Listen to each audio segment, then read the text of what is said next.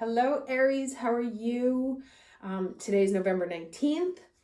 I'm recording this at about 5 o'clock my time. The eclipse was this morning, overnight, for those of you in the United States.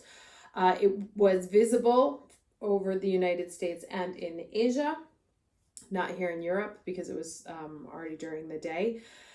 It's the longest eclipse in about 600 years, lunar eclipse. Sorry about the hot mess over here. And usually it directly affects the path where it passes over, right? So I expect on a mundane level, this was a very important eclipse for the United States and South America.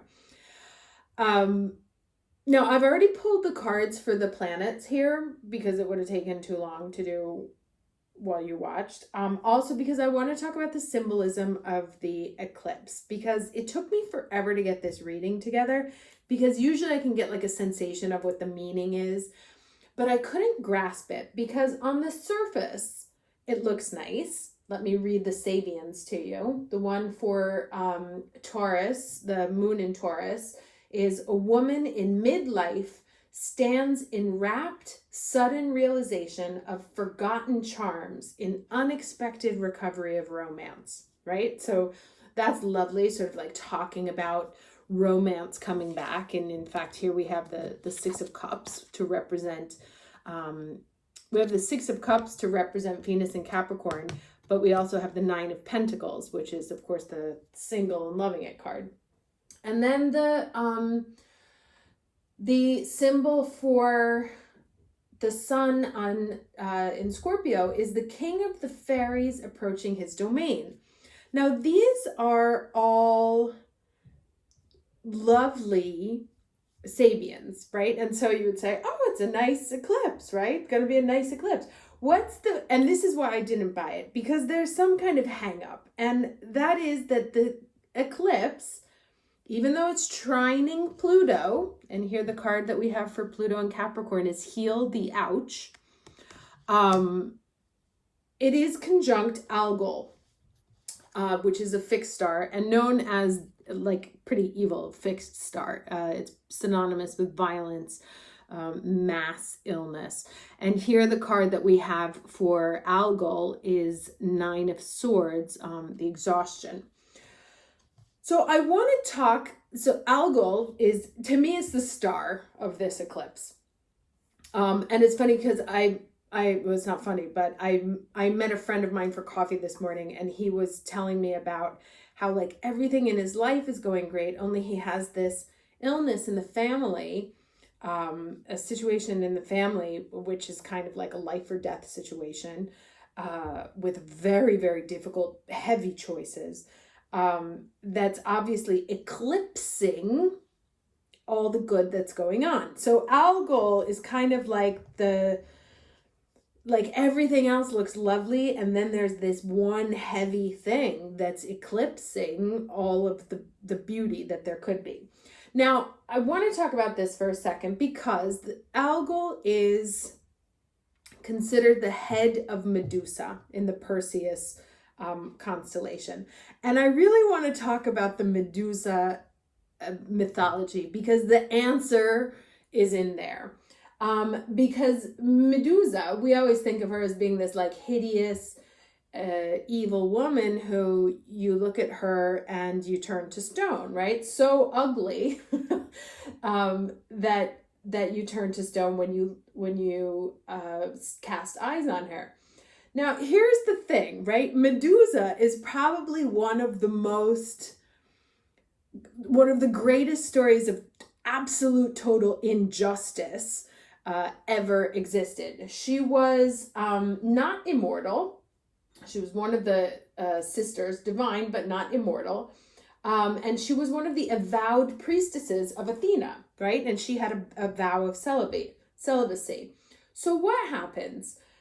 She's like kind of just minding her own business one day, and Poseidon comes along and decides that he wants to, start some shit. And so he rapes Medusa and leaves her on the steps of the palace of Athena. Athena comes out, sees Medusa, who's like a wreck, and is like, you bitch, what did you do? You betrayed me. You had sex, you did this. And she curses her and sends her to a faraway island, giving her, get this, she was given chicken legs, giant metal wings, cracked skin, madness, and her signature snake hair and stone eyes. So she was now a monster, right? And so this is the story of Medusa. And the head of Medusa at Algol is a reminder that a violence, that you can lose your head. And that will figure into the symbolism. So I have so much going on in my head. I'm really trying to break it down into something that's comprehensive. Understandable. So bear with me. So you have this story of the myth of Medusa, right? But being unjustly banished, unjustly punished. And then at the same time, we have this story here, and the card I drew for the moon in Taurus was this one, right? The woman, and this is the woman in midlife, sudden realization of forgotten charms in unexpected recovery of romance. Now, what this says to me, right, and one of the things that I was figuring out about this eclipse is that the story is not necessarily what it seems, right? Someone has been wronged, perhaps it's you, perhaps it's someone else, and the way that they've been behaving, or the myth that has been told about them being an evil person or misbehaving or whatever, actually comes from a wrong that was suffered early on, right? Hurt people. And there's these two cards here. So this represents the moon in Taurus, and this represents the Algol here, which is this feeling of this anxiety of feeling inadequate, of feeling bereft, of not having enough, of having been punished. And then we come over here. So I have the sun in Scorpio here, represented by the Two of Pentacles. Now, this is a different kind of Two of Pentacles. And what's interesting here is that he has the sun and the moon, right, in opposition. So very much the eclipse. And we have the lion figure, which is synonymous of the sun, eating the eagle. Now, the eagle is synonymous of Scorpio. So something about the sun taking the head off, again with the Medusa story, the sun taking the head off the eagle. So casting something down, shedding light onto something. And here's where I think this plays out. And then again, remember, we have this heal the ouch here. I think that this eclipse here, this matchup here, is going to shed light, probably quickly. Here's the Eight of Fire representing Mars in Scorpio, opposite Uranus, represented by the Eight of Cups, is going to shed light on some kind of situation that had been completely misinterpreted in the past, or that actually turns out to have been a grave injustice. And bringing to light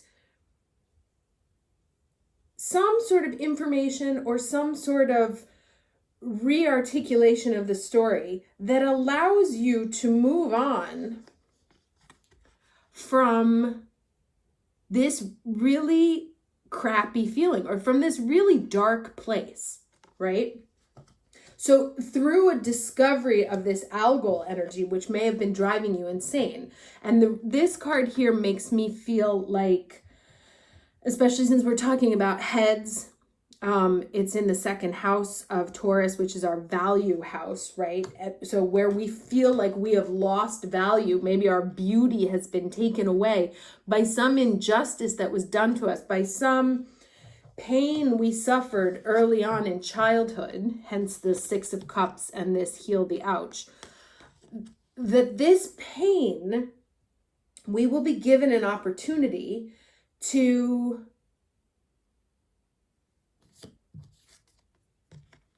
rebalance the powers, right? That even in Scorpio's house, the sun is going to win. And give us the possibility to, Nine of Pentacles, come out of this, star card, representing Jupiter and Aquarius, which is square, these planets, come out of this feeling a sense of renewed beauty, renewed health, renewed vigor, but renewed strength in ourselves. Remember, and I mentioned in the reading last week that a lot of this energy was really about coming home to ourselves, re-embodying ourselves. The woman realizes that she is, a sudden realization of forgotten charms. Again, this is in our second, Aries second house of value. So rediscovering our own sense of value, what we're worth, a beauty that we thought was lost, that may have caused us incredible stress or anxiety, thinking about what's lost, making us feel like this, and suddenly realizing that we had the story all wrong, right? Or that whatever happened in the past was not our fault. And I mentioned a couple of weeks ago about people dealing with situations of sexual aggression or sexual abuse as children or as young adults, or even, even as adults. There's the story of rape involved in here, obviously. And being able to kind of free yourself from the mental anxiety and anguish that has been causing you by reframing the story, right? By literally biting the head off of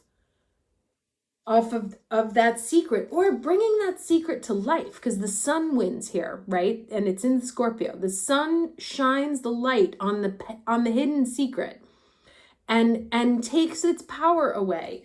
That by shining a light on it, you gain your power back. Instead of having to keep it hidden in your mind, dealing with it yourself, that you're allowed to shine some light on it, tell the truth, take action, and move on from it. Move on from this sense of feeling like this, just leaving this behind. And it may have been something that happened when you were 8. It may have something that happened when you were multiples of 8. Oh, and here's that 8 again, right? So moving from an 8, because we have 3 8s here. We have the 8 of fire, which represents Mars in Scorpio right now. So this information is going to come in fast, and it may come in as like intuitions. You may have some kind of flashback that comes in your dreams, or somebody said something that triggers it. And this is going to wake up this 8, right? So this 8 of fire is going to wake up the 8 of cups, allowing you to move on from something, which then, this is the Jupiter in Aquarius, allows us to level up, because this is an 8 in a higher, in the major arcana. So it's at a higher level. It's no longer earthly. Spiritual evolution by shining light on some sort of deep, dark injustice that happened to us, that forced us to feel less than, forced us to think we weren't good enough, to drive ourselves crazy worrying about worrying about money, worrying about value, worrying about if we would ever have enough, if we were enough. And then this other over here, this sun, you know, is the king of fairies approaching his domain. So coming back to yourself to claim your own divinity, right? So Medusa had her divinity. Well, she was never, she was royal, but not immortal. But she had her star taken away from her through one of the most ridiculous situations ever. So somewhere there is like where your power was taken away from you and left you feeling dejected and undervalued. And there's some sort of information that's going to come in from here, which is going to allow you, if you allow it, to shed light on that past situation, heal the pain from the past, and move on into a new, powerful articulation of yourself. Literally playing a new tune. See how this woman is there at the piano? Now, this card here is representing Mercury in Scorpio for me. And the North Node is still in Gemini for another few days. So this is the ruler of the destiny. So let me just read this for a second. Sorry, the cat's like right there. I don't know if you can see her. Nope. She's not interested. Scrying mirror. Okay.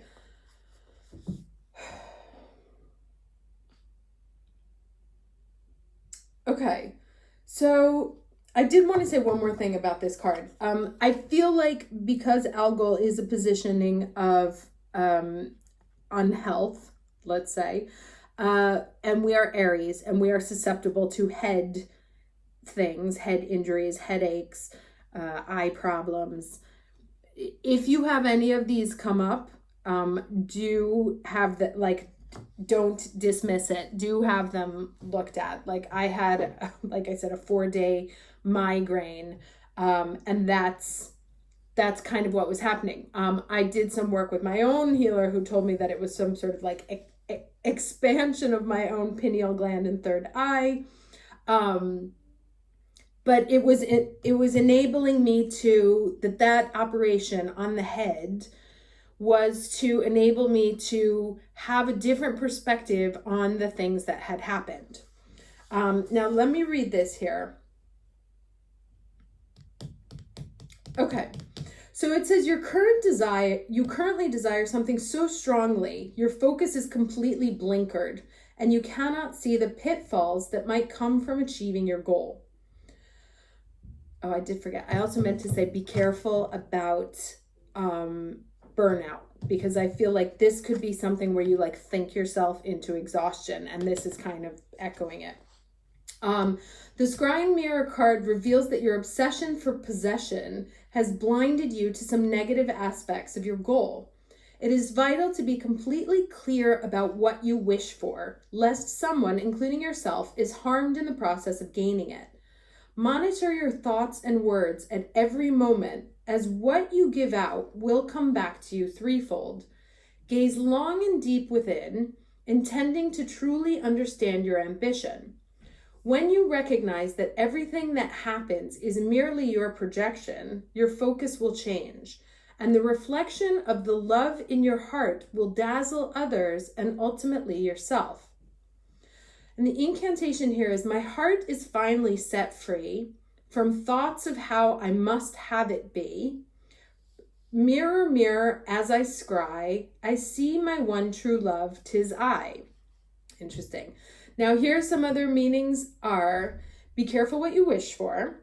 You must learn to love yourself before you can truly love another, right? And this is what we're talking about here, like this coming back to a sense of self-value, of understanding what you're worth, of where some situation took that away from you, but now you have the power of claiming it back, right?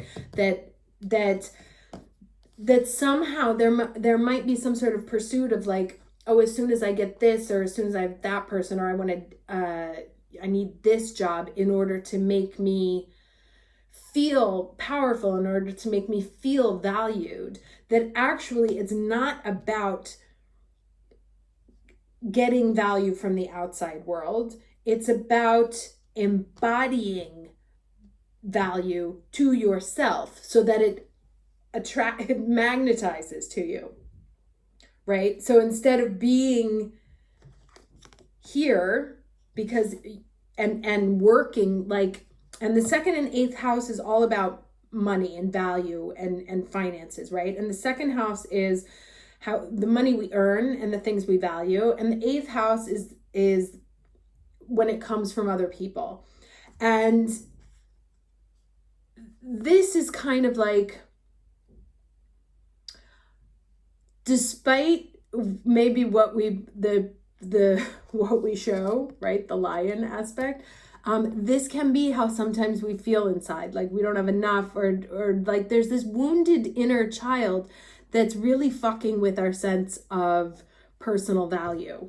And that may be why things are not magnetizing, right? And so we work very hard to achieve and accomplish and obtain, when really the answer to it is to heal this wound, whatever it is, by first retelling ourselves a different story about our own self-value, and also being willing to look at the wound and open it up and tell ourselves a different version, and realize that actually, much like this Medusa situation, it wasn't our fault. And so through forgiveness of our own selves, move into a place of this star and move into a place of this Nine of Pentacles, right? Where we are putting out a sense of value, where we behave as people who are 100% confident in their own values. It's not about, we don't need to achieve it anymore because we embody it now. So this says, an unhealthy behavior or obsession does not serve you. Dig deeper to uncover the truth. Someone is projecting their doubts and fears onto you. Okay, I'm going to get one last, this is kind of intense. I can only imagine what it feels like watching it. It must be like insane. I hope this made sense. I'm going to do one last card of advice.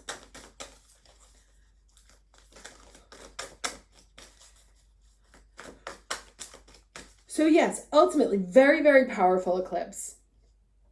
Coming into a state of really embodying our full self-worth. No longer having to like project, pretend, or put it on like a set of pearls, right? Like we don't need to put it, and I love this because here's this set of pearls. And this lady she's not even wearing anything, right? But you can tell what she's worth. And that's the point, that we don't have to put it on ourselves anymore. It's not about external trappings. It's really about embodying that value energy from within. Being the person, the lion willing to bite off the eagle in its own house. Maybe a little less. The other thing I want to say is also be careful. Like I said, be careful about the burnout, because you can think yourself into a bad place right now. With all this with this Algol energy. So make sure your thoughts are at least moderated, if not always nice and clean and healthy. And be careful about losing your head, because those can be situations that get out of control. So like also be careful, like you have the power to bite somebody's head off, but you don't always have to use it. Just let them know through your own stance, how you stand, how you approach yourself, that you could if you wanted to, but you're not. Okay, last piece of it. All right, there we go. Okay, Ascended Master Lady Nada and rhodochrosite, which is interesting because that is the soulmate stone. Use it with caution because I called in a soulmate that way and that was not fun. This is sensitivity. Let's read it. I do think, here's one more thing, because there's so many readings about like Aries and love right now. I do think that once you get into this place of embodied value, and there's that big giant golden cross right there in the middle that I didn't even see when I pulled up the card. Like when you have this sort of light coming from yourself, I do think that some of us, and here's the rhodochrosite also showing up there, may be calling in at that point a very significant romantic relationship. Once you're in the place of representing your own value. Okay, so this says, we bring you the blessing of sensitivity. Being sensitive in this world can be tough sometimes, yet your sensitivity is essential if you are to consciously feel and work with subtle energy. Receiving and sending telepathic transmissions, feeling and releasing energetic cords, tingling with exquisite blessings of divine love, sensing the whispers of divine grace, and seeing the luminous sparkling particles of life force dancing wildly, and the beauty of shimmering auric fields in dazzling and colorful display. To this woman and her run-on sentences. I love this book, but it needs to be rewritten.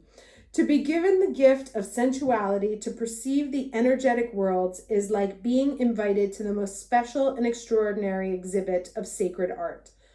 You may have struggled with your sensitivity, found it difficult to bear during times of emotional suffering, yet you have a great gift and it will bring you so much joy. If you are learning to develop your sensitivity, we will help you so you too can feel uplifted as you witness the energetic beauty of creation. Okay, so you may also find, some of you may be waking up to your own sort of powers and stuff, that once you kind of let go and move on from this hurt energy and from being walled in, like having to wear kind of that suit of armor, once you strip away the suit of armor or strip away this armor in value, that you actually start to open up to some of the energies that are going. And it's actually really interesting if you look at the table here. Well, I can. From on this side down, it's kind of like all really like negative energy or like dark colors and then as you move into here, it's very soft and feminine and rose.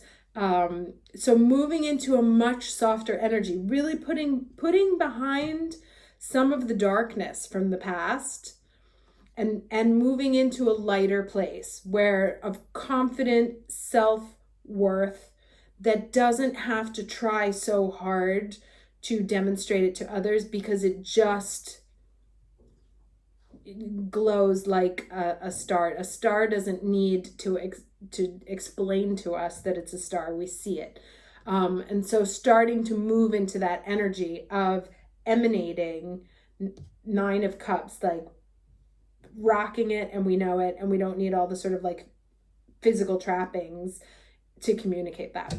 Anyway, hope this was helpful for you. I will talk to you at the next reading. Take care.